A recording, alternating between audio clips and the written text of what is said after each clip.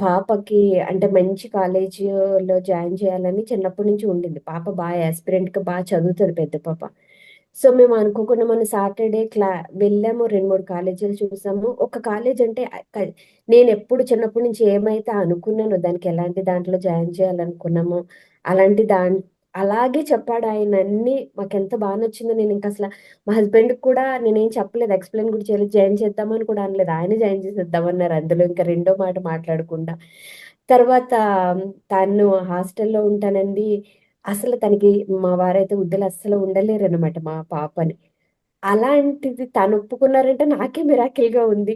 2 రోజులు అడిగారు, "వద్దమ్మా ఇంట్లో ఉండి చదువుకో" అని బతిమాలారు కానీ, మా అమ్మాయి అలాగే స్ట్రిక్ట్‌గా ఉంది. "లేదు నాన్న ఎళ్లి చదువుకుంటాను. నాకొక్క ఛాన్స్ ఇవ్వు ప్లీజ్" అని. ఎలా ఒప్పుకున్నారో ఎళ్లి మొన్న అడ్మిషన్ కూడా తీసుకొని వచ్చేసారాయన. నాకసలు నిజంగా ఇప్పటికి నమ్మబుద్ధి కావట్లేదు అదైతే. అయితే అంటే ఫ్యూచర్‌లో ఎవరైతే జాయిన్ అవ్వాలనుకుంటున్నారో వాళ్ళకి మీరు ఏం మెసేజ్ ఇస్తారు?